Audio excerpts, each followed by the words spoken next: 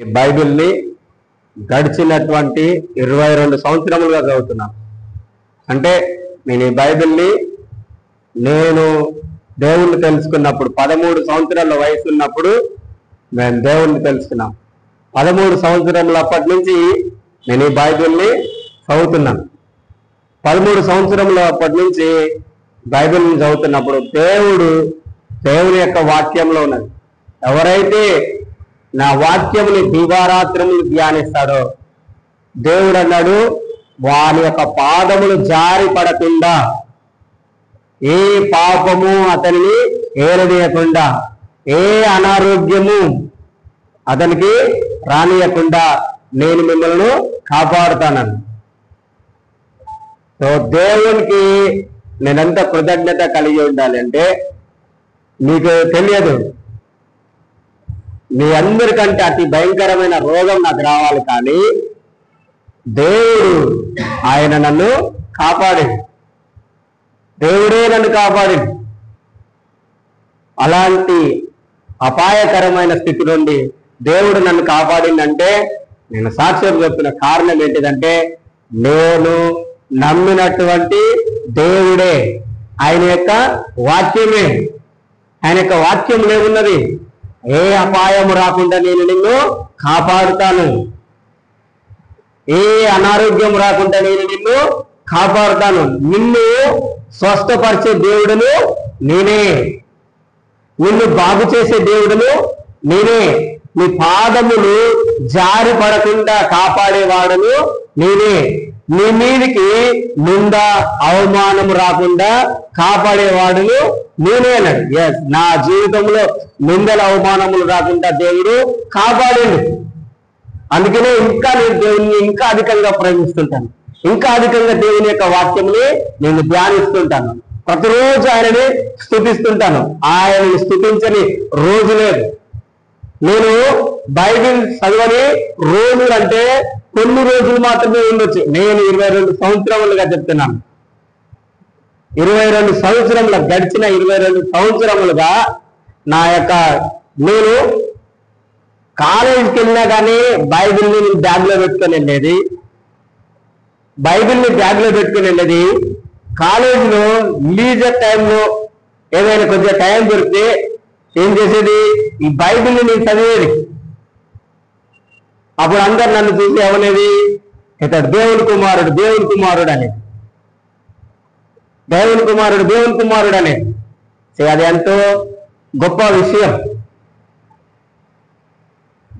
దేవుని అంటే నేను ఎప్పుడు కూడా దేవునికి అధికంగా ప్రిఫరెన్స్ ఇచ్చేది. కొన్ని విషయములు నేను చేసిన విషయములు అవి మీకు చెప్తే అది ఏ విధంగా ఉంటే నవ్వుగా ఉంటాయి, కానీ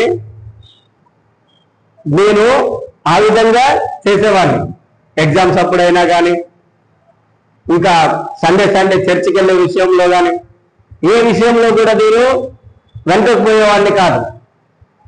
కొన్నిసార్లు అయితే అందరు నన్ను వెర్రివాడు అనేది, పిచ్చివాడు అనేది, ఏమొస్తుంది నీకు అంటే హాస్టల్లో ఉండేది కదా మా ఫ్రెండ్స్, ప్రతిరోజు నేను లేవగానే ఆ బైబిల్ని పట్టుకుంటుంటే ప్రార్థన చేస్తుంటే వాళ్ళు ఏం చేసేది, నవ్వేది. కొన్నిసార్లు నేను వీళ్ళు ఎందుకు ఇబ్బంది పడేదాన్ని ఉదయం 5ంటికి లేచి నడుచుకుంటే చర్చికి వెళ్ళేది.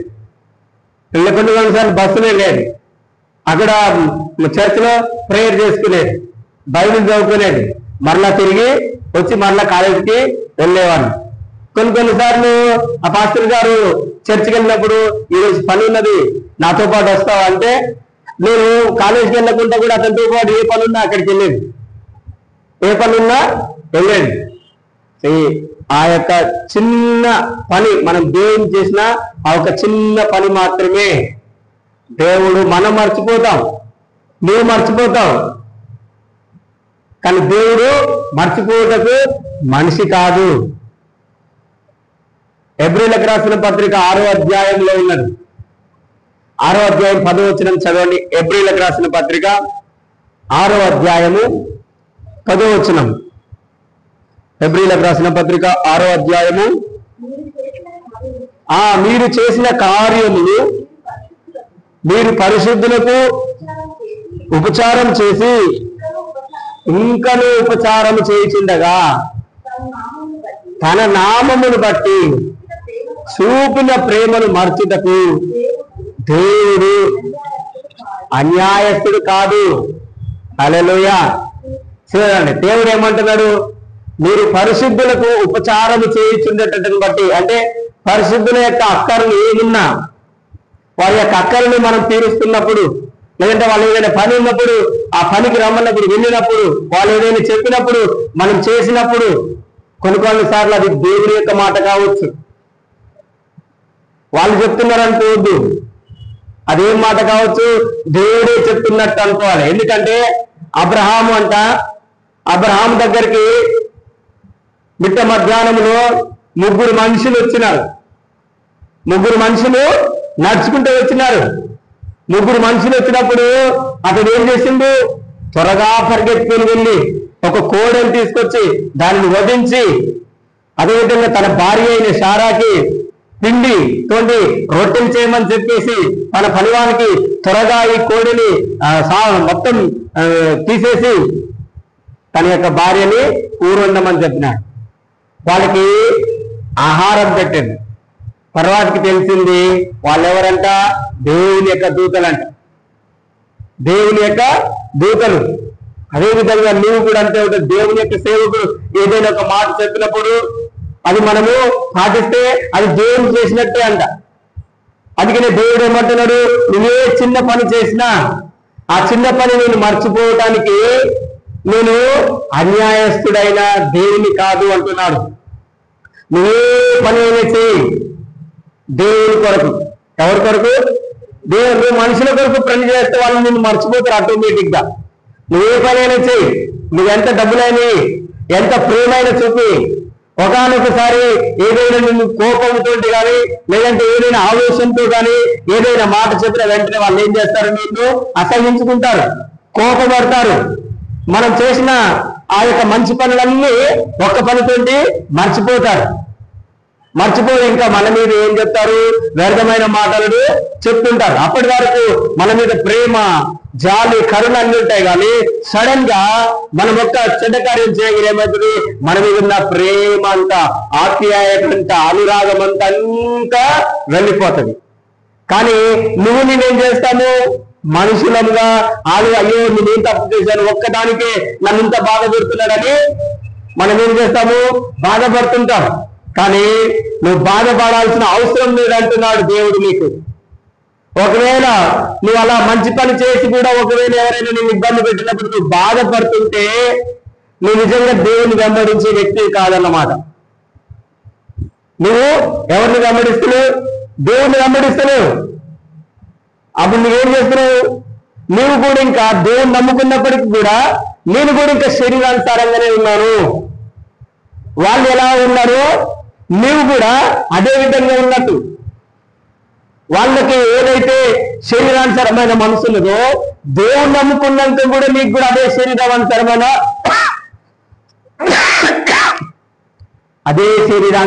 మనస్సు కలిగి ఉన్నాం. అంటే నేనేం చెప్తున్నానంటే వాళ్లకు మనకు ఎలాంటి తేడా, డిఫరెన్స్ ఏమి లేదు. కానీ నేను ఇంతకుముందుకు ఏం చెప్తున్నాను?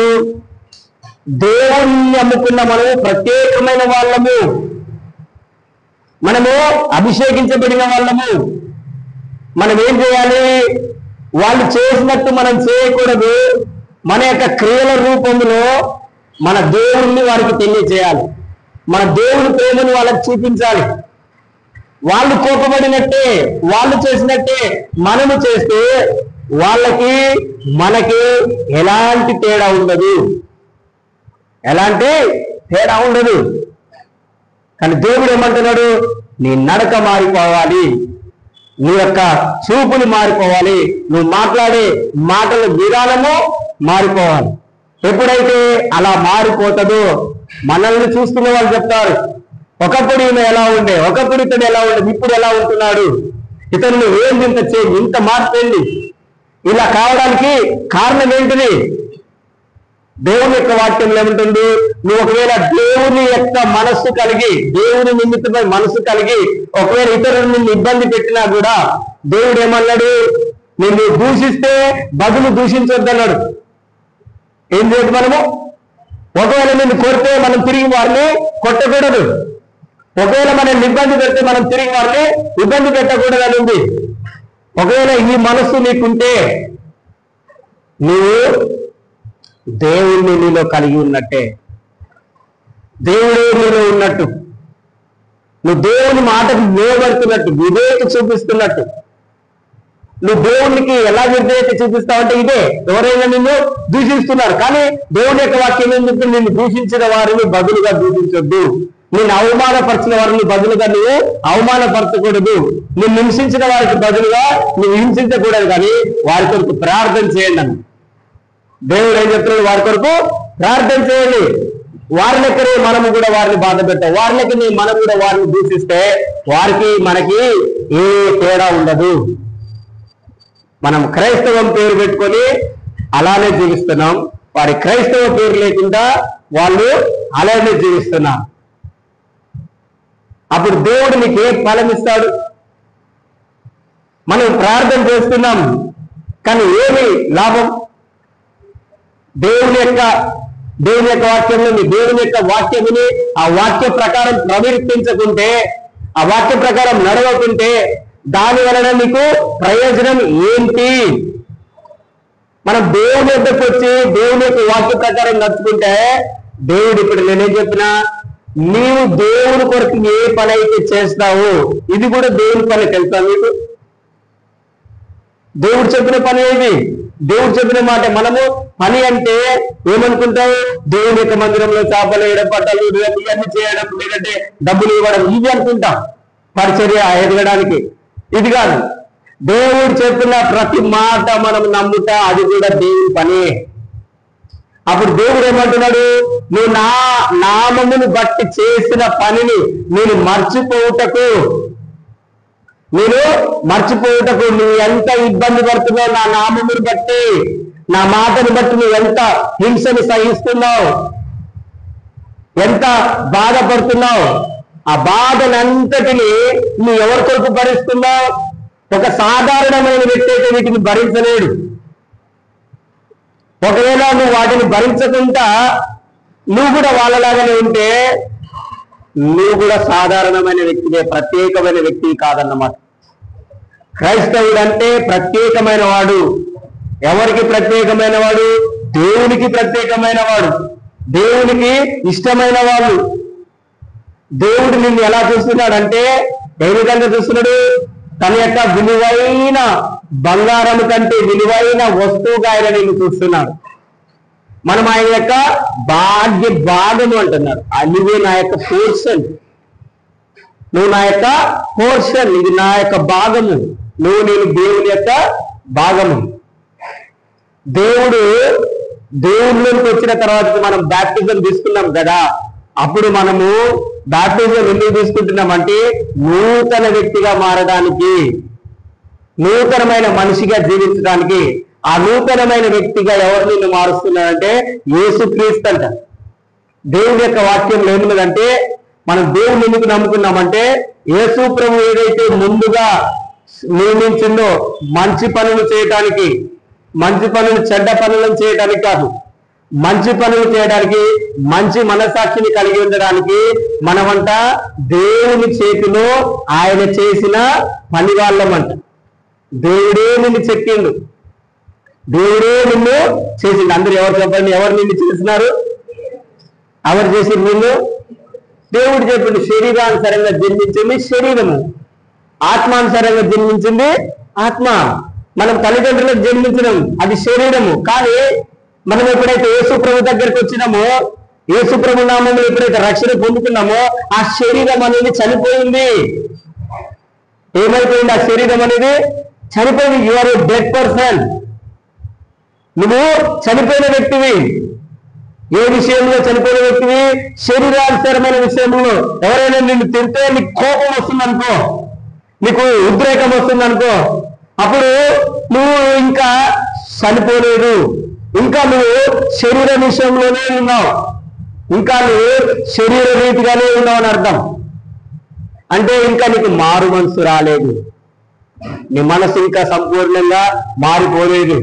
ఏ విషయంలోనైతే నీకు కోపం వస్తుందో ఆ విషయంలో నీ మనసు మారలేదు. ఆ విషయంలో మన మనసు ఏం కాలేదు, మారలేదు. మన మనస్సు అనేది ఆ విషయంలో మారాలి. అంటే నీకు రక్షణ రాలేదని నేను చెప్పట్లేదు, నీకు రక్షణ వచ్చింది.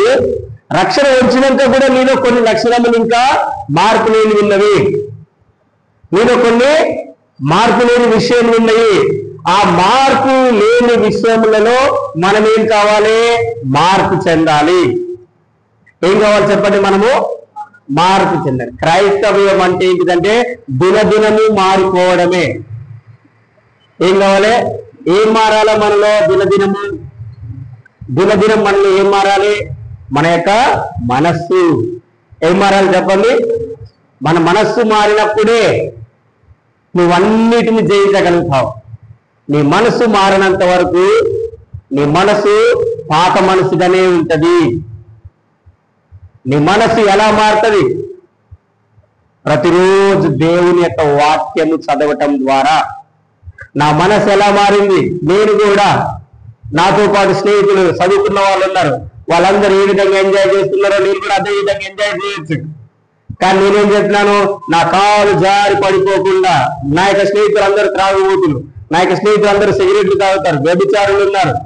కానీ నేను వారితో పాటు నేను ఏం చేయలేదు, త్రాగలేదు. వారితో పాటు నేను తిరిగి తినలేదు.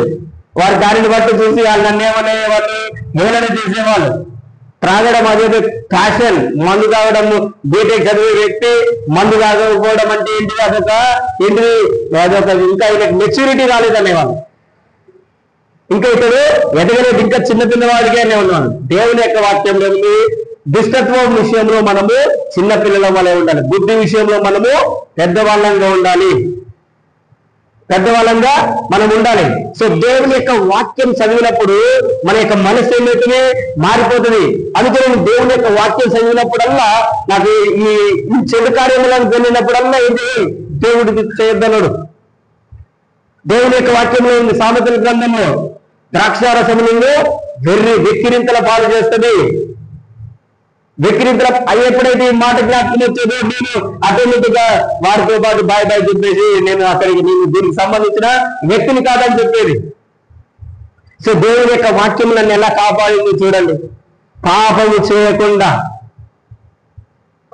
చేయకుండా వ్యర్థమైన అమ్మాయిల వెంటల తిరగకుండా చూడండి. దేవుని యొక్క సామెతల గ్రంథంలో ఉంటది, పాపము చేయకుండా దేవుని యొక్క వాక్యము నిన్ను కాపాడుతుంది. అదే దేవుని యొక్క వాక్యము నీ పాడైపోయిన మనస్సును బాగు చేస్తుంది. చాలా మంది యొక్క మనస్సును పాడైపోయింది, అందుకనే రకరకములైనటువంటి వ్యర్థమైన పనులు చేస్తున్నారు. పాడైపోయిన నీ మనసు బాగు కావాలంటే కేవలము ఎవరి వలన సాధ్యమవుతుంది. ఇప్పుడు మనందరికీ కొన్ని మనసులో చెడ్డ రకాల ఆలోచనలు వస్తున్నాయి, దుష్ట ఆలోచనలు వస్తున్నాయని చెప్పేసి నా దగ్గరకు వచ్చి ప్రార్థన చేయమన్నారు అనుకో, నేను ప్రార్థన చేస్తే ఒక్క రోజులో మ్యాజిక్ జరగదు. ఏం జరగదు, ఒక్క నిమిషంలో మ్యాజిక్ జరగదు. నీ మనసు మారిపోదు. చెడ్డ ఆలోచనలు వస్తున్నాయి, చెడ్డ కళలు వస్తున్నాయి అంటే ఎలా మారిపోతుంది, దేవుని యొక్క వాక్యము చదవటం ద్వారా. ఎలా మారిపోతుంది, దేవుని యొక్క వాక్యం. ఎందుకంటే దేవుని యొక్క వాక్యము రెండంచులు కలిగినటువంటి ఖడ్గము. ఎలాంటి చెప్పండి, దేవుని యొక్క వాక్యము రెండంచు. నీకెక్కడైతే నీ మైండ్ ని కలిసి వేస్తుందో, నా మైండ్ పాడైపోయింది, నా మనసు బాగులేదంటామో, ఆ బాగులేని దగ్గరికి దేవుని యొక్క వాక్యం వెళ్తుందంట. ఆ వాక్యం నువ్వు ఎక్కడైతే బాగులేదో ఆ దానిని ఏం చేసేస్తుంది, క్లీన్ చేసేస్తుంది. ఏంటిది, దేవుని యొక్క వాక్యం. ఒక మనిషి మాట్లాడే ఆ మాట నీ యొక్క హృదయాన్ని గాయపరుస్తుంది కదా. మనుషులు మాట్లాడినప్పుడు ఏమైపోతుంది, నా యొక్క హృదయం గాయపడ్డదంటాం. హృదయం ఏమైపోయింది, విరిగిపోయిందని అంటారు. ఇంకా రకరకాల మాటలు చెప్తారు, నీ మాటలు నన్ను బాధించింది అని అంటారు.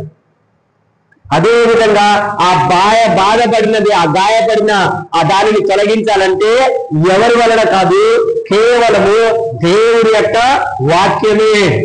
ఆ వాక్యం, ఎందుకు వాక్యం ప్రతిరోజు చదవాలి అంటే దీనికోసమే. నీ మనసు మారిపోవడానికి దేవుడి యొక్క వాక్యం ప్రతిరోజు చదవాలి. చెడ్డ పనులు చేయకుండా మంచి పనులు చేయడానికి ఏ మంచి పనులు చేయాలి, దేవుడే పని చెప్పిండు, ఆ పని చేయడానికి ప్రతిరోజు దేవుని యొక్క వాక్యాన్ని చదవాలి. ఆ వాక్యం చదివినప్పుడే నేను వాక్యానుసారంగా నడుచుకుంటాను. వాక్యానుసారంగా నడుచుకుంటున్నా అంటే నేను ఆత్మచేత నడిపించబడుతున్నాను. ఏ ఆత్మ చేత నేను నడిపించబడుతున్నాను? దురాత్మ చేత కాదు, దయ్యముల ఆత్మ చేత కాదు, మనుషుల ఆత్మ చేత కాదు, నేను దేవుని యొక్క ఆత్మ చేత నడిపించబడుతున్నాను. హల్లెలూయా. ఎవరి ఆత్మ చేత నడిపించబడుతున్నాము? గట్టిగా చెప్పండి, ఎవరి ఆత్మ చేత? ఎప్పుడు? ప్రతిరోజు వాక్యమును చదివి ఆ వాక్య ప్రకారం నడుచుకుంటే నీవు దేవుని ఆత్మ చేత నడిపించబడుతున్నట్టే. దురాత్మల చేత కాదు, లేదంటే నీ సొంత బుద్ధి చేత కాదు. సామెతల గ్రంథంలో ఉంటుంది, స్వబుద్ధిని ఆధారం చేసుకొని నడిస్తే మనం ఏమైపోతాము? నష్టపోతాము అని ఉన్నది. ఎవడైతే దేవుని యొక్క వాక్యం చదివి ప్రతిరోజు వాక్యం ఎందుకు చదవాలంటే నీ సొంత బుద్ధిని ఆధారం చేసుకోకుండా ఉండాలని. సొంత బుద్ధి ఏం చేస్తుంది? ఒక పాడు ఆలోచనలు వస్తాయి. సొంత బుద్ధి ఏం చేస్తుంది? తప్పు మార్గంలోనికి నడిపిస్తుంది. కానీ ఎప్పుడైతే నువ్వు దేవుని మీద ఆధారపడతావో దేవుడు నిన్ను సరైన మార్గంలో నడిపిస్తాడంట. హల్లెలూయా. దేవుని యొక్క వాక్యం ఏముందో తెలుసా? నీవు దేవుని యొక్క మార్గంలో నడిచేటప్పుడు దేవుణ్ణి నువ్వు సంతోషపరిస్తే, ఎవరిని సంతోషపరచాలి మనము? ఎవరిని సంతోషపరచాలి? దేవుణ్ణి, మనుషులను కాదు. మనుషులని సంతోషపరచడం కాదు మనం చేయాల్సింది, మనం సంతోషపరచాల్సింది దేవుని. దేవుణ్ణి నువ్వు సంతోషపరిస్తేనంట సామెతల గ్రంథం 16:7 ఉన్నది. ఏమన్నదంటే నీ శత్రువులను కూడా దేవుడు అంటే నీకు మిత్రులుగా చేస్తాడంట. ఎప్పుడు? నీ శత్రువులు నీకు మిత్రులుగా తోడు ఉంటారు. నీ అపాయములు వారు మీకు తోడుగా ఉంటారు, నీ కష్టములు వారు మీకు తోడుగా ఉంటారంటే నీవు నడిచే మార్గము లేదంటే నీ యొక్క ప్రవర్తన దేవునికి ఇష్టమైనప్పుడు. ఎవరికి ఇష్టంగా ఉండాలని ప్రవర్తన? మనుషులకు కాదు. మనుషులు చూడాలని, మనుషులు చూస్తున్నారని చెప్పేసి నేను ఏదో ఒకటి చేస్తుంటా, మంచిగా నచ్చింది వాళ్ళకి నచ్చింది నేను చేస్తున్నాను అనుకో, అప్పుడు వాళ్ళని ఏం చేస్తున్నాను? వాళ్ళ యొక్క ముఖస్థితి వాళ్ళు వచ్చినప్పుడు నేను ఎలా వాళ్ళు పోగానే చేంజ్ అయిపోతున్నా. వాళ్ళు పోగానే నేనేమైపోతున్నా? చేంజ్ అంటే ఇంకా నేను ఇంకా విషయంలో మారిపోలేదు, ఇంకా నాకు ఈ విషయంలో ఏం రాలేదు? మారు మనసు రాలేదు. కానీ నేను దేవుని నమ్ముకున్నా, బాప్టిజం తీసుకున్నా, రక్షణ కలిగిన, కానీ నాకు ఈ విషయంలో ఏం రాలేదు? మారు మనసు రాలేదు. ఈ విషయంలో నేనేం చేయాలి? మనస్సుని మార్చుకోవాలి. ఈరోజు నేను దేవుని యొక్క వాక్యంలో నుండి ఉదయకాలంలో ప్రార్థన చేసినప్పుడు మారు మనసు గురించి చెప్పమన్నాడు. మనం ఏ విషయంలో, మరి మీరు ఏ విషయంలో మనసు అనేది మారిపోవట్లేదు? మారు మనసు దేనికి మనకు దారి తీస్తుందో తెలుసా? నీ మనసు మార్చుకోవడానికి. నువ్వు మారు మనసు దేనికంటే నువ్వు క్షమింపబడడానికి, దేనికి? క్షమాపణ పొందుకోవడానికి. మారు మనసు దేనికి సహాయం చేస్తుందంటే దేవునితో నిన్ను ఐక్యం చేస్తుంది. మారు మనసు నిన్ను ఏం చేస్తుందంటే నీకు జీవమును తీసుకొని వస్తుంది. మారు మనసు ఏం చేస్తుందంటే నువ్వు కోల్పోతున్నవి నీకు తిరిగి తీసుకొని వచ్చేస్తాయి. లేదంటే నీకు తెలుస్తుంది ఏంటి, ఏదైనా ఒకటి నా దగ్గర నుంచి వెళ్ళిపోతున్నది అని అనుకోండి, వెళ్ళిపోతున్నది. ఫర్ ఎగ్జాంపుల్, ఉదాహరణకి దేవుడు ఉదాహరణకు కాదు, ఈరోజు చెప్పనున్న వాక్యంలో నుండి చెప్తున్నా. యెషయా గ్రంథము 38వ అధ్యాయము. అందరూ మన బైబిల్ తీసి యెషయా గ్రంథము, బైబిల్ ఉన్న వాళ్ళందరూ బైబిల్ తీసి యెషయా గ్రంథము 38వ అధ్యాయము 38వ అధ్యాయము 1వ వచనము 2వ వచనం చదువుకున్నాం. అందరం. ఆ దినములలో హిజ్కియాకు మరణకరమైన రోగము కలుగగా ప్రవక్తయు ఆమోజు కుమారుడునైన యెషయా అతని యొద్దకు వచ్చి, నీవు మరణమవుచున్నావు, బ్రతుకవు గనక నీవు నీ ఇల్లు చక్కబెట్టుకొనుమని యెహోవా సెలవిచ్చుచున్నాడని చెప్పగా, అతడు తన ముఖమును గోడ తట్టు త్రిప్పుకొని, చదువురా, యెహోవా యథార్థ హృదయుడనై సత్యముతో నీ సన్నిధిని నేనెట్లు నడుచుకుంటునో, నీ దృష్టికి అనుకూలముగా సమస్తమును నేనెట్లు జరిగించుతునో కృపతో జ్ఞాపకము చేసుకొనుమని హిజ్కియా కన్నీళ్లు ఇడ్చుచు యెహోవాను ప్రార్థించిందంట. చూడండి, ఇక్కడ హిజ్కియా ఆయన రాజు. ఎవరు? హిజ్కియా. చెప్పండి, రాజు. మనం ఏమన్నా రాజులమా? చెప్పండి, మనం రాజులమా రాణులమా? నూతన చెప్పండి, మనం రాజులమా రాణులమా? అబద్ధం చెప్తున్నారు మీరు. మనం రాజులమే, మనము రాణులమే. బైబిల్ గ్రంథం మనకు అలా చెప్తున్నది. బైబిల్లో మనకు అలా చెప్తున్నది. దేవుడు నిన్ను రాజుగా రాణిగా చేయడానికి. 1 పేతురు 2వ అధ్యాయం 9వ వచనం చదవండి. 1 పేతురు 2వ అధ్యాయం 9వ వచనం. 1 రాజులు 2వ అధ్యాయం 9వ వచనం.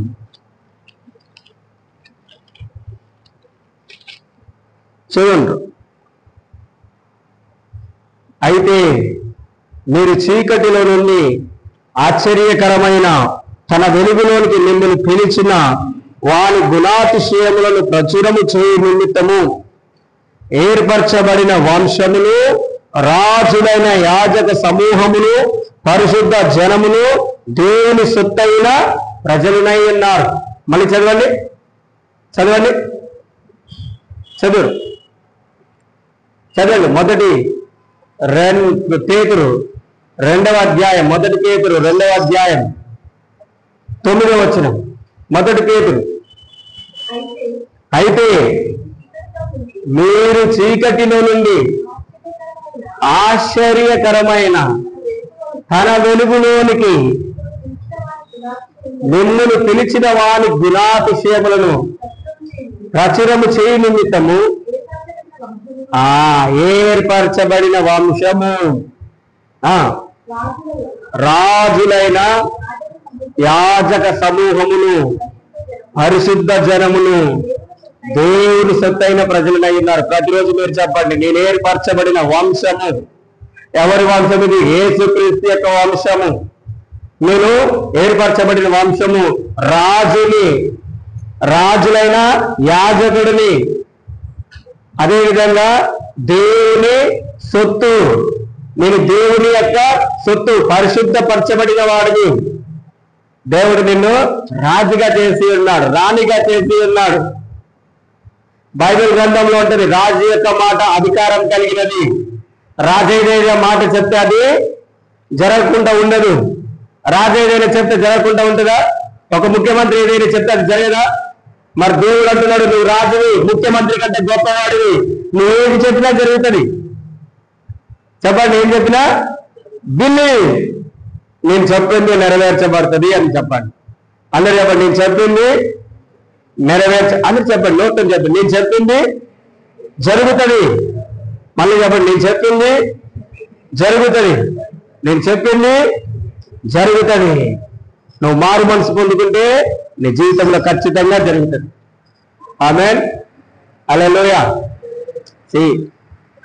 రాజు చెప్పిన మాట అధికారం కలిగినది. నీ మనసులో ఎప్పుడు ఉండాలి, నేను దేవుడి యొక్క రాజుని, దేవుడు నన్ను రాజుగా చేసి ఉన్నాను, నేను చెప్పిన మాట నెరవేర్చబడుతుంది అని చెప్పండి. నువ్వు ప్రార్థన చేసిన ప్రార్థన జరుగుతుంది. నేను పరిశుద్ధిని అని చెప్పండి, నేను ఏర్పరచబడిన వాడిని, నేను రాజులైన యాజకుని, నేను దేవుడి సొత్తు. ఎవరి సొత్తు నువ్వు? చెప్పండి, ఎవరి సొత్తు? నువ్వెవరి సొత్తు? దేవునికి సొంతములు. నువ్వు దేవునికి మాత్రమే సొంతం అనే మాటలని మర్చిపోవద్దు. ఇక్కడ చూడండి, హిజ్కియా తనకు మరణకరమైన రోగం వచ్చింది. రాజులకు రోగములు రావనుకోదు, రాజులకి రోగాలు రావద్దు అనుకోదు. రాజుకి ఏముంటది? మంచి బంగారం, ఆస్తి, వెండి, అతనికి ఏ కొద్దు ఉంటది అనుకుంటాం, అతనికి ఏ చింత ఉంటది, ఏ బాధ ఉంటది, రాజు కదా అనుకుంటాం. ముఖ్యమంత్రికి ఏ బాధలు ఉంటే ఏ చింతలు ఉంటాయి అనుకుంటాం, ఎమ్మెల్యేకి ఏ బాధలు ఉంటే ఏ చింతలు ఉంటాయి అనుకుంటాం. అదేవిధంగా ఉద్యోగం చేసే వాళ్ళకి ఏ బాధలు ఉంటే ఏ చింతలు ఉంటాయి అనుకుంటాం. ఉద్యోగం చేసే వాళ్ళకి మనకంటే ఎక్కువ చింతలు ఉంటాయి, మనకంటే ఎక్కువ కష్టాలు ఉంటాయి, మనకంటే ఎక్కువ బాధలు ఉంటాయి, మనకంటే ఎక్కువ అప్పులు ఉంటాయి. మనమే చాలా బెస్ట్, మనమే చాలా బెస్ట్. చెప్పండి, నేను చాలా బెస్ట్ అని చెప్పండి. మీ మాట నెరవేరుతుంది, నేను చాలా బెస్ట్, నేను చాలా మంచివాడని. మళ్ళీ చెప్పండి, నేను చాలా మంచివాడని, నేను అందరికంటే మంచివాడని. ఎవరికంటే మంచివాడు? అందరికి. ఎందుకంటే నీ ప్రవర్తన దేవుడు మార్చేసింది. ఎవరు నీ ప్రవర్తన మార్చిండు? ఇదే మారు మనసు పొందుకోవడం అంటే. నీ మాట మారిపోవడమే మీరు నవ్వుతున్నారు, నేను అందరికంటే బెస్ట్ అంటే. దేవుడు అంటున్నాడు, అందరి దృష్టిలో నువ్వు చాలా విలువైన వాడవి. ఎవరంటున్నారు? దేవుడు ఏమంటున్నాడు, నీవు మనుషుల దృష్టిలో కావద్దు. నువ్వు చెప్పుకోబోతున్నావు అంటే నీ దృష్టిలో నువ్వు విలువైన వాడిగా లేవు. నువ్వు దీన్ని నమ్మట్లేదు. దేవుడు ఏం చెప్తున్నాడు నీకు? యాక్చువల్గా దేవుడు ఏం చెప్తున్నాడు, నువ్వు ధనవంతుడివి, నీకు ఏది కూడా కొద్ది ఉండదు, నువ్వు విలువైన వాడివి, ప్రశస్తమైన వాడివి. దేవుని దృష్టిలో అంట మన ఈ యొక్క లోకంలో అత్యంత విలువైన వస్తువు ఏంటిది చెప్పండి? అత్యంత విలువైన వస్తువు ఏంటిది? బంగారం. బంగారం కంటే విలువైనది ఉన్నది రైతువి ముత్యాలు. అదేంటిదిరా? డైమండ్. డైమండ్. కానీ దేవుడు ఏమంటున్నాడని, డైమండ్ కంటే కూడా ఎక్కువ. డైమండ్ కోసం యేసు ప్రభు రక్తం కార్చలేదు, డైమండ్ కోసం యేసు ప్రభు రాలేదు. డైమండ్ కంటే అత్యున్నతమైన వ్యక్తి కోసం వచ్చింది దేవుడు.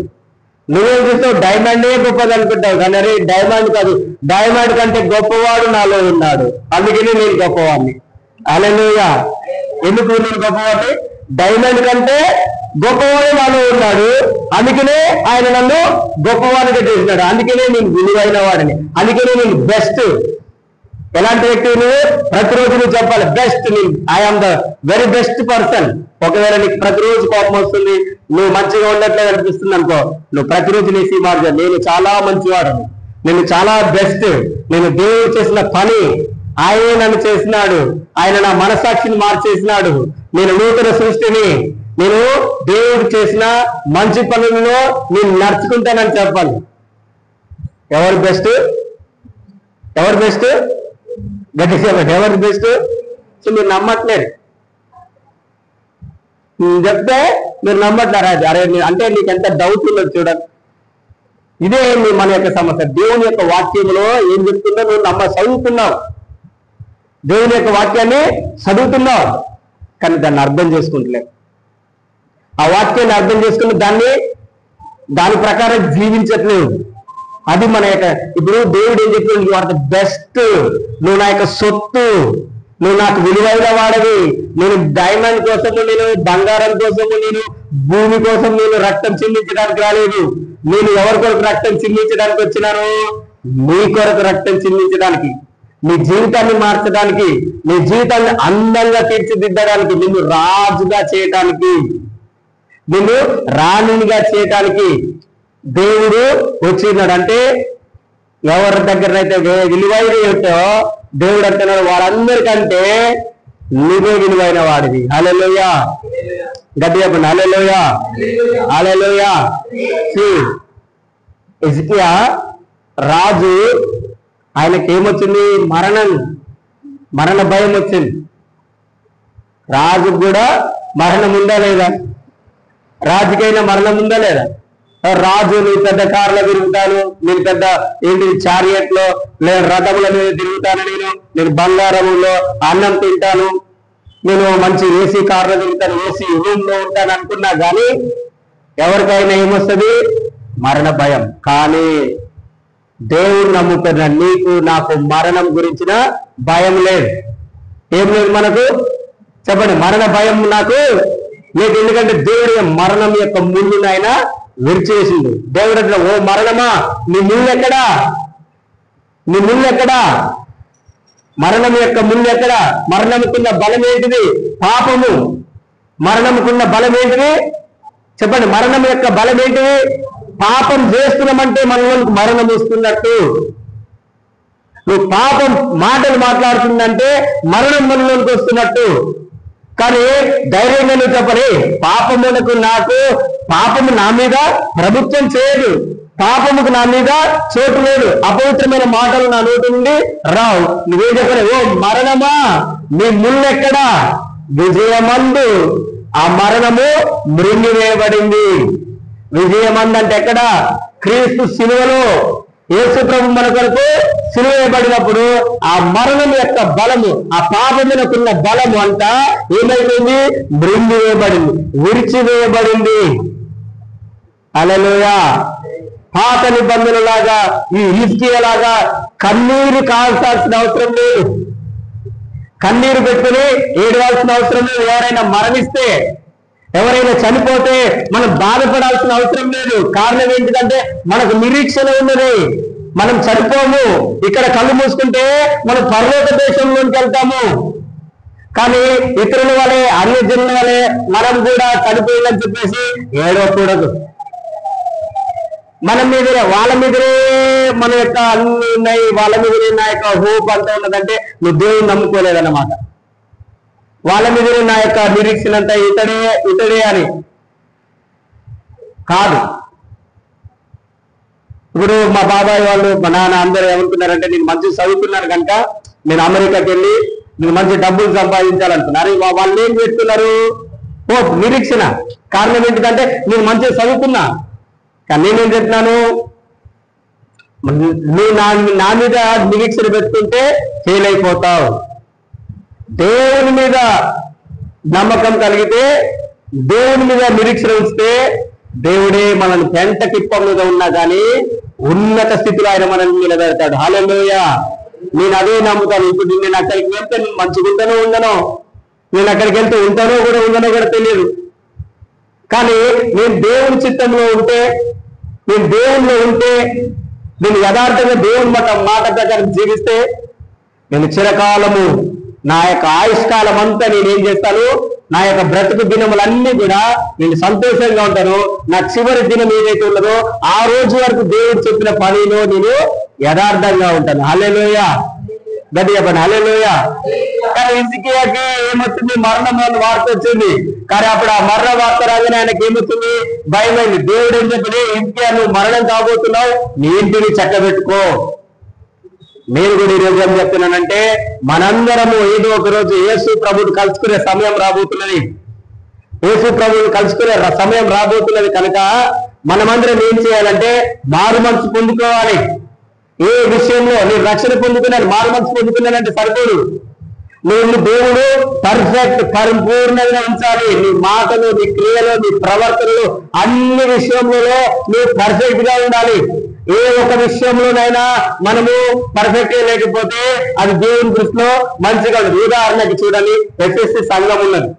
ఎఫ్ఎస్సి సంఘంలో, సంఘం అంటే విశ్వాసులు ఉంటారా ఉండరా? చెప్పండి. విశ్వాసులు ఉంటేనే దాన్ని ఏమంటాం మనము? సంఘం ఉంటాం. సో ఎఫ్ఎస్సి సంఘం ఏం చేస్తున్నారు చూడండి. ప్రకటన గ్రంథము 2వ అధ్యాయము, ప్రకటన గ్రంథము 2వ అధ్యాయము, 2వ అధ్యాయము, 2వ అధ్యాయము 4వ వచనం చదవండి. అయినను మొదట నీకుండిన ప్రేమను నీ వదిలితివని నేను నీ మీద తప్పు ఒకటి దేవుడు అంటున్నాడు. చూడండి, ఒకటే, ఒక్క విషయంలో నువ్వు తప్పిపోయినా కూడా దేవుడు అంటున్నాడు నీ మీద తప్పు ఉంటుంది. మనం ఏ విషయంలో తప్పిపోయినా కూడా పైన వచనంలో ఏమంటాడంటే చూడండి, పైన వచనంలో 2వ వచనం నుంచి, నీ క్రియలను, నీ కష్టమును, నీ సహనమును, నీ నిరుగుదులు నీవు దుష్టులను సహింపలేవని అపోస్తులు కాదు, తాము అపోస్తులని చెప్పుకొని వారిని పరీక్షించి వారి అబద్ధికులని నీవు కనుగొంటేని నీవు సహనము కలిగి నా నామము నిమిత్తము భారము భరించి అలయలేదని. చూడండి, నేను ఎరుగుదు.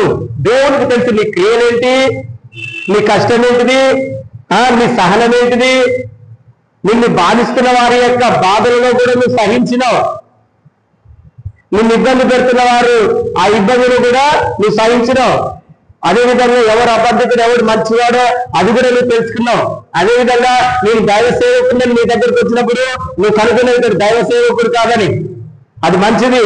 కానీ అయినను అంటున్నాడు, అయినను నీ కష్టము నీకు తెలుసు, నువ్వు కష్టపడ్డావు నా నామము నిమిత్తమై, అవమానం పొందిన నా నామం నిమిత్తమై, ఇబ్బంది పడ్డావు నా నామం నిమిత్తమై, ఆయనను ఒక తప్పు నీ మీద నేను మోపుతున్నాను.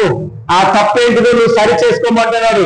దేవుడు చెప్తున్నాడు ఆ తప్పేంటిదంటే, నువ్వు మొదట నీకుండిన ప్రేమ, ఆ ప్రేమను కోల్పోయినావు. ఏం కోల్పోయినారంట ఆ సంఘము? ఎఫెసీ సంఘం ఏం కోల్పోయింది? మొదట దేవుని మీద ఉన్న ప్రేమను కోల్పోయారంట. మనం కూడా ఒకవేళ మొదట్లో దేవుని మీద ఎంత ప్రేమ ఉన్నదో ఇప్పుడు కూడా అదే ప్రేమ ఉన్నదా? లేదంటే ఆ ప్రేమ అనేది తగ్గిపోయిందా? దేవుని మీద అంట మనకు దేవుని మీద ప్రేమ దినదినము అధికమవ్వాలి. నేను చెప్పాను 22 సంవత్సరాలుగా నేను బైబిల్ చదువుతున్నాను. ఇప్పటికీ ఒక్క కొద్ది నిమిషము టైం దొరికినా కూడా నేను బైబిల్ చదువుతా, లేదంటే ప్రార్థన చేస్తా. కొద్ది నిమిషము షాప్ లో కొద్ది నిమిషం కూర్చున్నా నేను బైబిల్ చదువుతూనే ఉంటా. Time is important. బైబిల్ చదువుతూనే ఉంటా. ప్రేమ అనేది తగ్గిపోలేదు, ఇంకా ఇంక్రీజ్ అయింది. దేవుని మీద, దేవుని యొక్క వాక్యం చదువుకోవాలి, ఇంకా నేను ధ్యానించాలి, ఇంకా దేవుని యొక్క వాక్యం నాలో సంపూర్ణంగా కనబడాలని ఆయన మీద ప్రేమ అనేది ఇంకా అధికమైనది, కానీ తగ్గిపోలేదు. కొంతమంది బైబిల్ ఒకసారి 2 సార్లు చదవగానే వాళ్ళు ఏమంటారు, బాడీ ఎంతో బైబిల్ 2-3 సార్లు చదివినా ఇంకా సార్లే అనుకుంటారు. నేను 5-6 సార్లు చదివినా సార్లే అనుకుంటారు. కానీ నేను 22 సంవత్సరములుగా ఎన్నిసార్లు చదివిన నాకే తెలియదు.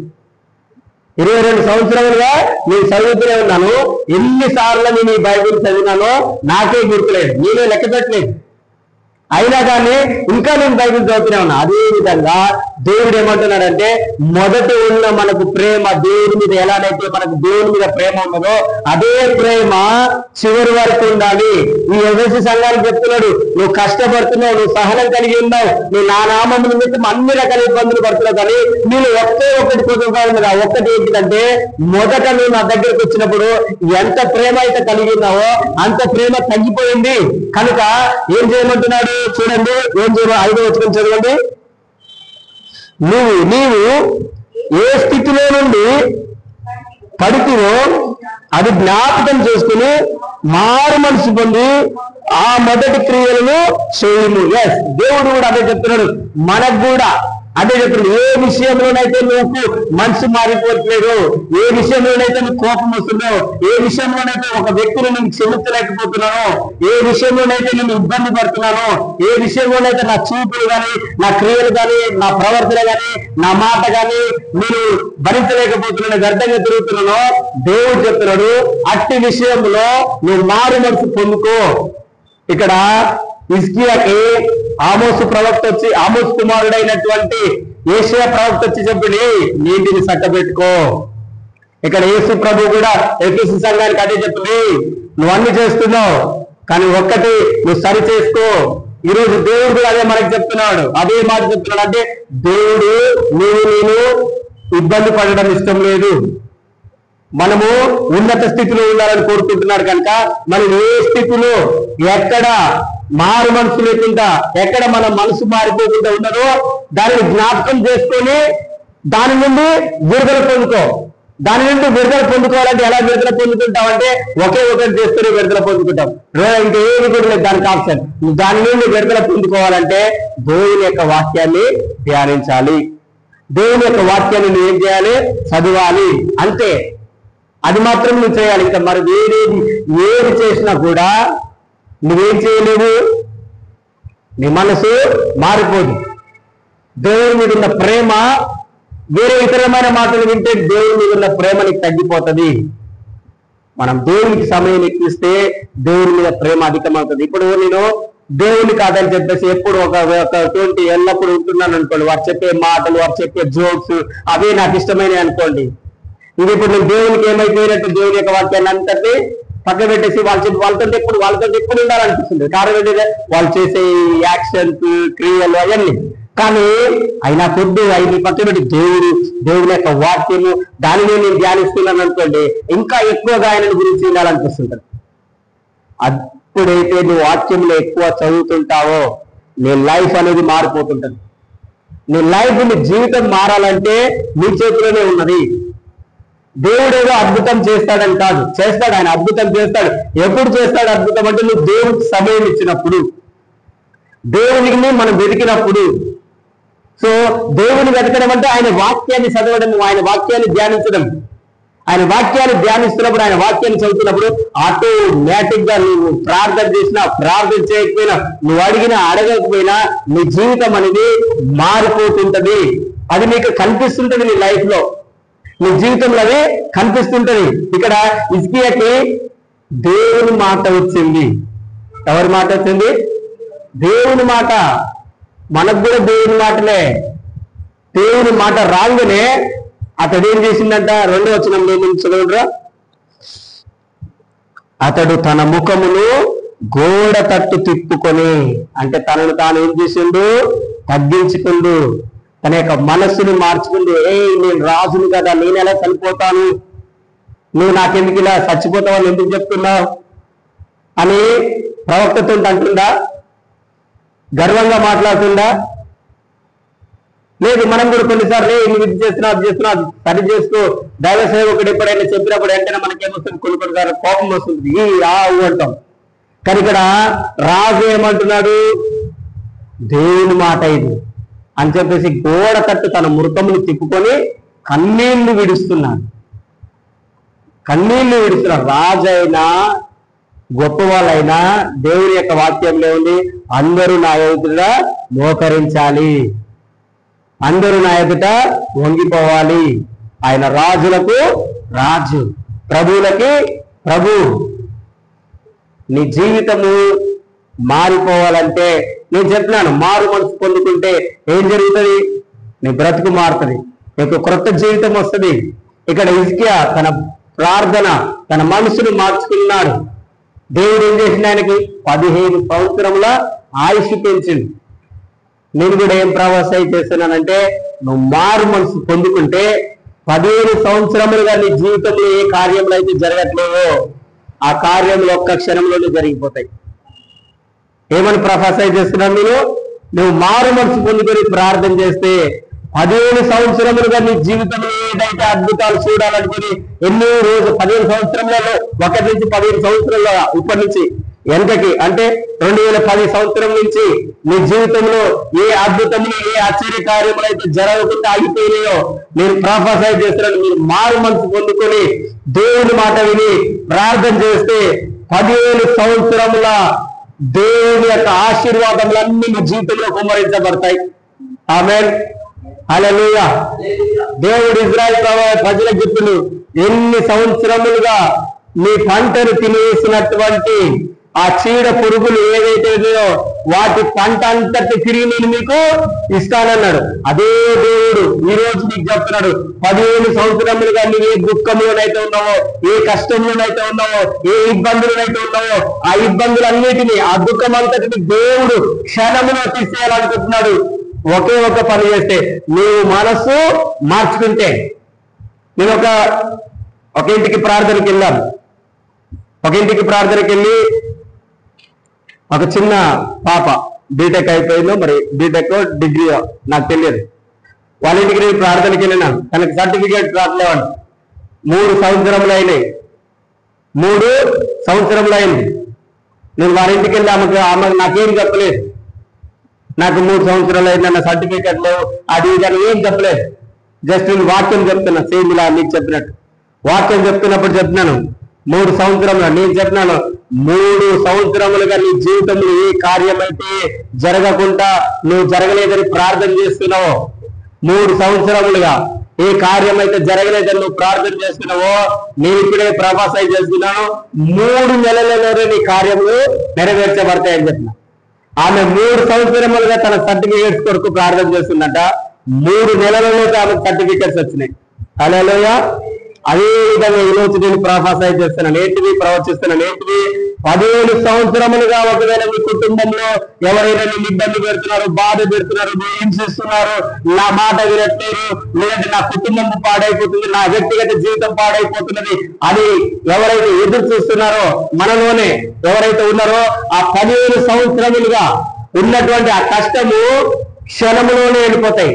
15 సంవత్సరములుగా ఏదైతే మీ కుటుంబంలో ఆలస్యమైందో, 15 సంవత్సరములుగా ఏ పనులైతే ఆలస్యమైనయో ఆ 15 సంవత్సరముల ఆలస్యం లేకుండా దేవుడు తన పనులన్నిటినీ మీ జీవితంలో ఫాస్ట్ గా చేసేస్తున్నాడు. హల్లెలూయా, హల్లెలూయా.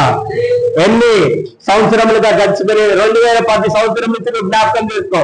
15 సంవత్సరముల క్రితం అంటే 2010నే. 2010 సంవత్సరం నుంచి నువ్వు దేని కొరకు ప్రార్థన చేస్తున్నా అంటే 2010 మొదలుకొని 2025 ఈ నెల ఈ రోజు వరకు నువ్వు ఏ విషయం కొరకైతే ప్రార్థన చేస్తున్నావో, ఏ విషయం అయితే నీ జీవితంలో నెరవేర్చబడట్లేదు, దేని కొరకైతే నువ్వు కన్నీరు కారుస్తున్నావో, ఇక్కడ హిజ్కియా కన్నీరు కారుస్తున్నాడు. తన యొక్క మనసును మార్చుకొని ప్రవక్త చెప్పిండని, తను మరణం అయిపోతుందని, కానీ కన్నీరు కార్చండి. ఈ రోజు నేను చెప్తున్నాను, మీరు కూడా ఇదే విధంగా మీ మనసు మార్చుకొని కన్నీరు కారుస్తున్నావా, నవ్వుతున్నావా, ఏ దుఃఖంలో ఉన్నావు, ఏ విషయంలో నువ్వు ఇబ్బంది పడుతున్నావో అది మ్యాటర్ కాదు. దేవుడు చెప్పిన మాట ఇప్పుడు మ్యాటర్. ఆయన ఏం చెప్తున్నాడు నీకు? నువ్వు మారు మనసు పొందుకో. ఒకే ఒకటి మనం చేయాల్సింది ఏంటి? వన్ వర్క్, ఒకే ఒక చిన్న పని. ఏ విషయంలో నువ్వు మారు మనసు పొందుకోలేకపోతున్నావు దానిలో నువ్వు మారు మనసు పొందుకుంటే 15 సంవత్సరములుగా జరగలేని కార్యములు దేవుడు ఇట్లానే చేసేస్తాడు. హల్లెలూయా. ఇలా ఆయనకు క్షణము పట్టదు నీ జీవితమును మార్చడానికి. నీ అప్పు సమస్యలున్న క్షణములో పోతాయి. నీ అప్పు సమస్యలని, నీ దరిద్రం అంతా క్షణములో వెళ్ళిపోతుంది. నీ జీవితంలో ఆశీర్వాదం లేదనుకుంటున్నావేమో, మేలు లేవనుకుంటున్నావేమో, నా భవిష్యత్తు అద్భుతంగా లేదనుకుంటున్నావేమో, క్షణములో దేవుడు నీ జీవితాన్ని అద్భుతంగా మార్చేస్తాడు. హల్లెలూయా. నమ్మితే దేవుడికి గట్టిగా హల్లెలూయా చెప్పండి. హల్లెలూయా. విశ్వసిస్తే గట్టిగా హల్లెలూయా చెప్పండి. దేవుడు చెప్తున్నాడు, విశ్వసించిన వాడి అన్నాడు సిగ్గుపరచబడు. దేవుని యొక్క వాక్యంలో నువ్వు విశ్వసిస్తే నేను నిన్ను ఎన్నడూ సిగ్గుపరచను. ఇది ప్రొఫెటిక్ వర్డ్. నేను చెప్తున్నది ప్రవచనంగా దేవుని యొక్క వాక్యం నేను మీకు చెప్తున్నాను. నేను చెప్తున్నటువంటి మాట 15 సంవత్సరములుగా నీ జీవితంలో ఏదైతే ఆగిపోయినాయో అవన్నీ నెరవేరుతాయి.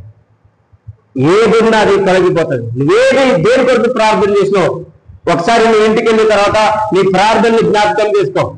ఏ ప్రార్థన చేస్తే ఏ ప్రార్థనకి నీకు జవాబు రాలేదు, ఏ ప్రార్థనకి నీకు జవాబు రాలేదో జ్ఞాపకం చేసుకో. దేవుడు చెప్తున్నాడు, ఆ ప్రార్థనకి నేను జవాబును దయచేయబోతున్నాను. మీరే వచ్చి సాక్ష్యాలు చెప్తారు. ఏం చేస్తారు? మీరే సాక్ష్యాలు చెప్తారు. దేవుని యొక్క వాక్యం ఏమున్నది? విశ్వసించిన వాడు సిగ్గుపరచ. చెప్పండి, విశ్వసించిన వాడు. గట్టి చెప్పండి, విశ్వసించిన వాడు నేను సిగ్గుపడనని చెప్పండి. నేను దేవుని నమ్మి ఉన్నాను, నేను సిగ్గుపడను. పౌలు అంటాడు, నేను నమ్మిన వాడిని ఎరుగుతును కనుక నేను సిగ్గుపడను. ఏమంటున్నాడు పౌలు? నువ్వు నమ్మిన వాడు ఎలాంటి వాడు నీకు తెలుసా? నువ్వు ఎలాంటి దేవుణ్ణి నమ్ముకున్నావు నీకు తెలుసా? ఒకవేళ నువ్వు నమ్మిన దేవుణ్ణి నువ్వు ఎరిగితే, నేను చెప్తున్నాను నీకు అది చూస్తే ఇది చాలా కఠినము, ఇతని యొక్క హృదయం కఠినమైనది, లేదంటే ఇతడు మారడు, లేదంటే ఇది జరగదు, ఇది నా జీవితంలో రాదు అని ఏదైతే నువ్వు అనుకుంటున్నావో, ఏదైతే కఠినమై ఉన్నదో, నేను చెప్తున్నాను, ఏం చెప్తున్నాను? నువ్వు విశ్వసిస్తే నువ్వు నమ్మిన దేవుడు నువ్వు ఎరిగితే ఆయన నిన్ను సిగ్గుపరచడు. పౌలు చెప్పినట్టు రోజు చెప్పండి, నేను నమ్మిన నా దేవుడిని నేను ఎరుగుతాను. నా దేవుడు ఎలాంటి వాడు, ఆయన శక్తి ఎలాంటిది అది నాకు తెలుసు. నా దేవుడు నన్ను సిగ్గుపరచడు. హల్లెలూయా. ఈ వాక్యం నేను మీకు చూపిస్తాను, చూడండి. 2వ తిమోతిలకు రాసిన పత్రిక 1వ అధ్యాయము, 2వ తిమోతి 1వ అధ్యాయము, తిమోతి రాసిన 2వ పత్రిక, తిమోతికి పౌలు రాసినటువంటి 2వ పత్రిక 1వ అధ్యాయము 12వ వచనము. 1వ అధ్యాయము 12వ వచనం. ఆ హేతు చేత ఈ శ్రమలను అనుభవించుచున్నాను గాని నేను నమ్మిన వాని ఎరుగుదును కనుక సిగ్గుపడను. నేను ఆయనకు అప్పగించుచున్న దానిని రాబోచున్న ఆ దినము వరకు ఆయన కాపాడగలడని రూఢిగా నమ్ముకొనుచున్నాను. Underline this 2 words. ఏంటిది? నేను నమ్మిన వారిని ఎరుగుదును కనుక నేను సిగ్గుపడను. అదేవిధంగా కింది వర్డ్లో ఆయన కాపాడగలడని రూఢిగా నమ్ముచున్నాను. రెండు వర్డ్స్ అండర్లైన్ చేసుకోండి, రెండు మాటలని జ్ఞాపకం పెట్టుకోండి. చూడండి, మనం అనుకుంటాం, ఓ నేను దేవుని నమ్ముకున్నాను కదా, నాకు శ్రమలు రావు కదా అనుకోవచ్చు. రాజును కదా అని ఆయనకి శ్రమ రాకుండా ఉన్నదా? వచ్చిందా? రాలేదా? ఇక్కడ దేవుని సేవకుని కదా, నేను దేవుని నమ్ముకున్నాను కదా అని ఇక్కడ దేవుని సేవకునికి శ్రమలు రాకుండా ఉన్నాయా? చాలా మంది మనల్ని ఇదే ప్రశ్న, నువ్వు దేవుని నమ్ముకున్నావు, నీకెందుకు శ్రమ వచ్చింది? నువ్వు దేవుని నమ్ముకున్నావు, నీకెందుకు కష్టం వచ్చింది? ఆ మాటలు అన్నప్పుడు మనం వెంటనే ఏం చేస్తాం? అవును ప్రభు, అవును ప్రభు అని ప్రార్థన చేస్తున్నాం. మీరు దేవుని నమ్మట్లేదు, వాళ్ళ మాటలు నమ్ముతున్నారు. ఎవరు నమ్మట్లేదు? అప్పుడు దేవుని యొక్క వాక్యం ఏముంది తెలుసా? మనం అనేక శ్రమలను అనుభవించిన తర్వాతనే మనకు మేలులు వస్తాయి. ఆ మేలుల తర్వాత మనం పరలోకానికి వెళ్తామని. శ్రమ రాకుంటే నీ యొక్క విశ్వాసము తెలియదు. శ్రమలు ఎందుకంటే నీ విశ్వాసం ఎలా ఉన్నది, నీ విశ్వాసంలో ఎలా ఉన్నావు. ఎవరి ద్వారా వస్తాయి శ్రమలు అంటే? మనుషుల ద్వారా రావచ్చు, నీకు వచ్చే ఇబ్బందుల ద్వారా, ఆర్థిక ఇబ్బందుల ద్వారా రావచ్చు, దేవుని ద్వారానైనా రావచ్చు. కానీ నాకే ఎందుకు ప్రభు అంటే నువ్వు దేవుని యొక్క వాక్యాన్ని సరిగ్గా అర్థం చేసుకుంటావు అన్నమాట. ఇక్కడ దేవుని యొక్క వాక్యంలో ఏమన్నా పౌలు చెప్తున్నాడు, ఈ హేతు చేత, ఏ హేతు అంటే స్వార్థ ప్రకటిస్తున్నాను కనుకనే, దేవుని పని చేస్తున్నాను కనుకనే, మరి ఇంకా చెప్పాలంటే నేను దేవుని నమ్మినాను కనుకనే. నీకు కూడా శ్రమలు ఎందుకంటే నువ్వు దేవుని నమ్ముకున్నావు కనుకనే. దేవుని నమ్ముకోకపోతే నేను చెప్తాను నీకు శ్రమలు ఉండకపోవు. దేవుని నమ్ముకోకపోతే చాలా మందికి శ్రమలు లేవు కదా. కానీ ఇప్పుడు ఇక్కడ ఏం చెప్తున్నాడు పౌలు? ఈ హేతు చేత నేను దేవుని నమ్మి ఉన్నాను, దేవుని సువార్తను ప్రకటిస్తున్నాను, దేవుని యొక్క వాక్యాన్ని చెప్తున్నాను కనుకనే నాకేం వస్తున్నాయి? శ్రమలు వస్తున్నాయి. మనం కూడా దేవుని నమ్ముకున్నాం, దేవుని యొక్క వాక్య ప్రకారం నిలబడుతున్నాం. పాపం చేయొద్దన్నాడు కనుక నేను పాపం చేయట్లేదు, వ్యర్థమైన మాట్లాడొద్దన్నాడు కనుక నేను వ్యర్థమైన మాట్లాడుతున్నాను, వ్యర్థమైన స్థలంలోకి దేవుడు వెళ్ళొద్దన్నాడు, విగ్రహం దగ్గరికి వెళ్ళొద్దన్నాడు, అందుకనే నేను వెళ్ళట్లేదు, అందుకనే నాకు ఈ శ్రమ వస్తుంది, అందుకనే వాళ్ళందరూ ఇబ్బంది పెడుతున్నారు మాటల చేత, నువ్వు ఎక్కడికి రావట్లేదని ఇబ్బంది పెడుతున్నారు. ఆ శ్రమ నాకు వచ్చినా పర్వాలేదు, ఆ ఇబ్బంది నాకు వచ్చినా పర్వాలేదు అంటున్నాడు ఇక్కడ పౌలు. ఈ హేతువు చేతనే మనల్ని కూడా నీకేం లేదు, నువ్వు ఎందుకు ఇలా ఉన్నావు, దేవుడు నమ్ముకున్నావు, ఇంకా ఎప్పుడు చేస్తాడు నీ దేవుడు అని ఒకవేళ నిన్ను ఈ విధంగా శ్రమ పెట్టినా కూడా నువ్వేం చెప్పాలి? నిన్ను శ్రమలను అనుభవించడానికే నా దేవుడు నన్ను నియమించినాడు. ఆ శ్రమలో కూడా నేను నా దేవుడిని విడిచిపెట్టాను. అదే సాక్ష్యం. సాక్ష్యం ఏంటిదంటే నా శ్రమలో కూడా, నా కష్టంలో కూడా, నా దుఃఖంలో కూడా నేను నా దేవుని విడిచిపెట్టాను. కారణం ఏంటంటే నేను నమ్మిన వాళ్ళని నేను ఎరుగుతాను, ఆయన నన్ను తప్పకుండా విడిపిస్తాడు. కానీ మనం సైతాన్ని ఏం చేస్తుందంటే నిన్ను మోసం చేస్తాడు. ఎలా మోసం చేస్తాడంటే ఇలానే, నువ్వు నమ్మినావు కదా, ఆయన ఎందుకు చేయట్లేడు అని అంటే అర్థం ఏంటిదంటే నిన్ను ఏం చేస్తుందంటే నిన్ను దేవుణ్ణి నమ్మకుండా చేస్తుంది అన్నమాట. నిన్నేం చేస్తుంది? ఆ మాట కొంటే అదేం చేస్తుంది? ట్విస్ట్ చేస్తుంది దేవుని యొక్క మాటని, నీకు అర్థం కాకుండా నీ విశ్వాసాన్ని తొలగించేస్తుంది. ఇట్లా ఏమని చెప్పి నువ్వు దేవుని నమ్మినావు, నీకు ఎందుకు జరగట్లేదు? దేవుని నమ్ముకున్నాను కనుకనే నాకు ఇలా ఉన్నదని నువ్వు చెప్పాలి. అప్పుడు ఏం చేస్తుంది తెలుసా? అసలు ఆ మాట చెప్పలేక నాకు మైండ్ బ్లాక్ అయిపోతుంది. ఏంటిది? నేను దేవుని నమ్ముకున్నాను కనుకనే ఇలా ఉన్నాను. మళ్ళీ నీకు రివర్స్ క్వశ్చన్ రాదు. నువ్వు చెప్పే మాట వివేకం కలిగి ఉండాలి. నేను దేవుని నమ్ముకున్నాను కనుకనే నేను ఈ స్థితిలో ఉన్నాను, ఈ శ్రమను అనుభవిస్తున్నాను అని చెప్పిన అనుకో, వాళ్ళు మరలా ఇంకొక మాట చెప్పారు. నువ్వు దేవుని నమ్మినావు కనుక అన్నారు కదా ఫస్ట్, మళ్ళీ నెక్స్ట్ మాట చెప్పలేదు. చెప్పడానికి వాళ్ళకి మాట రాదు. ఇక్కడ దేవుడు ఏమంటున్నాడు? ఇక్కడ పౌలు ఏమంటున్నాడు? ఈ శ్రమలనే నేను ఏమంటున్నాడు? ఈ హేతు చేత ఈ శ్రమలను అనుభవించుచున్నాను. మనం అనుభవించాలి. ఎవరి కొరకు? దేవుని కొరకు. బంగారం చూడండి, అది ఫస్ట్ ఎట్లా ఉంటుంది? ఒక ముద్దలాగా ఉంటుంది. మన మెడలో ఎట్లా వస్తుంది? అది అందంగా డిజైన్, అందరు ఇష్టపడతారు దాన్ని. కానీ ఫస్ట్ అది కొలుములో వేడి చేస్తే ఎంత వేదన పడుతుంది తెలుసా? అదేవిధంగా దేవుడు నిన్ను కూడా శ్రమలలో, శ్రమలను కొలుములు నిండేసిందంట. దేవుని యొక్క వాక్యంలో ఉంది, శ్రమలనే కొలుములు నువ్వు ఉన్నావు. నీ విశ్వాసం పరీక్షించబడుతుంది. ఎప్పుడైతే నీ శ్రమలలో కొలుములు నువ్వు నిలబడతావో అప్పుడు నువ్వు బంగారం వలె మెరుస్తావు. అప్పుడు అందరు నీ జీవితాన్ని చూసి ఇప్పుడు ఏమైతే అన్నారో, నీ దేవుడు నీకు ఏం చేయలేదని ఏమైతే అన్నారో, అప్పుడు నీ దేవుడు చేస్తే వాళ్ళే వచ్చి నీ సాక్ష్యం చెప్తారు. వాళ్ళే వచ్చి నీ సాక్ష్యం చెప్తారు. వాళ్ళ దేవుడు ఆయన నమ్మిండు, ఆయన విశ్వాసం గొప్పది, ఆయన నమ్మిన దేవుడు గొప్పవాడు, ఆయనకు అద్భుతం చేసి నీకు చెప్తారు. కానీ నీకు అద్భుతం జరిగే సమయంలోనే ఇలాంటి మాటలు చెప్తారు. అద్భుతాలు జరిగే సమయంలోనే నీకు ఇలాంటి మాటలు చెప్తారు. కారణం ఏంటిదంటే నీకు అద్భుతం జరగకుండా సైతం ఏం చేస్తుందంటే ఒక్క మాటతోటి నీ విశ్వాసాన్ని డౌన్ చేస్తుంది. అప్పుడు నీ విశ్వాసం పోయినప్పుడు సిగ్గుపరచబడతావు. దేవుని యొక్క వాక్యం లేదండి, విశ్వసించేవాడు సిగ్గుపడ్డాడని. నిన్ను సిగ్గుపరచాలంటే నీ విశ్వాసాన్ని తీసేయాలి. నీ విశ్వాసం ఎట్లా పోతుంది? మాటల ద్వారా. మనుషులు వచ్చి మనతో మాట్లాడడం ద్వారా, వారికి మనల్ని మాట్లాడడానికి అవకాశం ఇవ్వడం ద్వారా. ఎప్పుడైతే ఇటు దుష్టుడుగా బాబు అన్నప్పుడు వాడిని ఎప్పుడైతే ఇతడు ఇట్లా చెడ్డ మాటలు చెప్తుంటాడో వెంబడి వాళ్ళ నుండి దూరం వెళ్ళిపోవాలి. చాలు చాలు బాయ్ బాయ్ మళ్ళీ తెస్తా అని చెప్పి వెళ్ళిపోవాలి. మనం కలుస్తున్నా అని చెప్పి, కానీ వాళ్ళతో మనము ఇంకా మాట్లాడకూడదు. ఇవన్నీ అయ్యే మాటలు ఏంటంటే దాని యొక్క దుర్గ చెవులు అన్నమాట. ఇంకా చెప్పు ఇంకా చెప్పు ఇంకా చెప్పు, నా దేవుడు ఎలాంటి వాడు, నేను చూపిస్తాను అంటే చూసినావా? అదేంటికంటే గర్వం. ఎప్పుడు కూడా అట్లా జరగవు. దేవుడు అట్లా అన్నాడని చెప్పి మన జీవితంలో అద్భుతం చేస్తాడని కూడా ఎప్పుడు కూడా చేయడు. దేవుడు మనలాగా ఉద్రేకపూర్వమైన వ్యక్తి కాదు. మనకేముంటే ఉద్రేకం, ఎవరైనా నేను తిట్టగానే అది తీసుకొచ్చిస్తే ఇది తీసుకొస్తే అన్ని రోజులు తీయం. ఏదైనా ఇవ్వాలనుకుంటే అన్ని రోజులు ఎప్పుడైతే మనం తిట్టగానే తీసుకొచ్చి ఏదో ఒకటి తీసుకొచ్చిస్తుంటాం.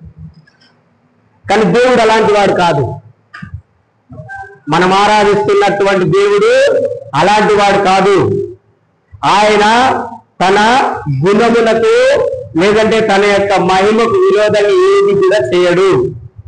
నీ విశ్వాసము పరీక్షించబడిన తర్వాతనే, నీ యొక్క నమ్మకం పరీక్షించబడిన తర్వాతనే ఆయన నీకు ఇస్తాడు. ఈ ఒక్క విషయంలో మనం తప్పుకోకుండా ఉంటే నీకు అద్భుతం జరుగుతుంది. ఇక్కడ హిజ్కియా చెప్పిండు, ప్రభువా నా కార్యంలో నేను ఏ విధంగా నేను నమ్మకంగా ఉన్నానో, నేను ఏ విధంగా యథార్థంగా ఉన్నానో ఒక్కసారి జ్ఞాపకం చేసుకోమన్నాడు కదా. నువ్వు కూడా చెప్పాలి. ఎవరైనా శ్రమ పెడుతున్నప్పుడు, ఇబ్బంది పడుతున్నప్పుడు, ప్రభువా నా శ్రమలో కూడా నేను ఎంత యథార్థంగా ఉన్నాను, ఆ శ్రమలో కూడా మీరు మీ కొరకే శ్రమలను అనుభవిస్తారని ఎట్లా చెప్పినానో అది జ్ఞాపకం చేస్తూ ప్రభువుని ప్రార్థన చేయడానికి మనకు అవకాశం ఉంటుంది. ఇక్కడ పౌలు ఏం చెప్తున్నాడు? ఆ హేతువు చేత, ఆ కారణముని బట్టే ఈ శ్రమలని నేను అనుభవిస్తున్నాను, కనుక నేను నమ్మిన వారిని ఎరుగుదును. నాకు తెలుసు నేను ఎవరిని నమ్మినాను. నువ్వు కూడా చెప్పాలి, నేను నమ్మిన వాడు ఎలాంటి వాడో నాకు తెలుసు. నేను అనుకున్నప్పుడు నువ్వు అనుకున్నప్పుడు చేసేవాడు కాదు నా దేవుడు. ఆయన ఎప్పుడైతే దానిని నిర్ణయించిందో అప్పుడే దేవుడు అద్భుతం చేస్తాడు. అర్థమైందా? నువ్వు చెప్పాలి, నేను నమ్మిన దేవుని నాకు తెలుసు, ఆయన నన్ను సిగ్గుపడలేడు. రూఢిగా అంటే ధైర్యంగా, విశ్వాసం గట్టిగా నువ్వు చెప్పాలి ఈ మాట. ఇక్కడ పౌలులో రూఢిగా నేను నమ్ముతున్నాను అంటున్నాడు. కాపాడగలడని నేను రూఢిగా నమ్ముతున్నాను అంటున్నాడు. నువ్వు కూడా రూఢిగా నీ దేవుడు నీ చెప్పిన ప్రొఫెసీ 15 సంవత్సరములుగా ఏదైతే నీ జీవితంలో జరగకుండా ఉన్నాయో వాటన్నిటికీ దేవుడు కొద్ది రోజులలోనే నీ జీవితంలో కనబడడం చూస్తాం. 15 సంవత్సరములుగా జరగలేనటువంటి కార్యములు దేవుడు నీ జీవితంలో జరిగిస్తాడు. హల్లెలూయా. దేవుడు మీ విన్న ఈ వాక్యం దీవించును గాక. అదేవిధంగా మీ యొక్క విశ్వాసాన్ని దేవుడు బలపరచును గాక.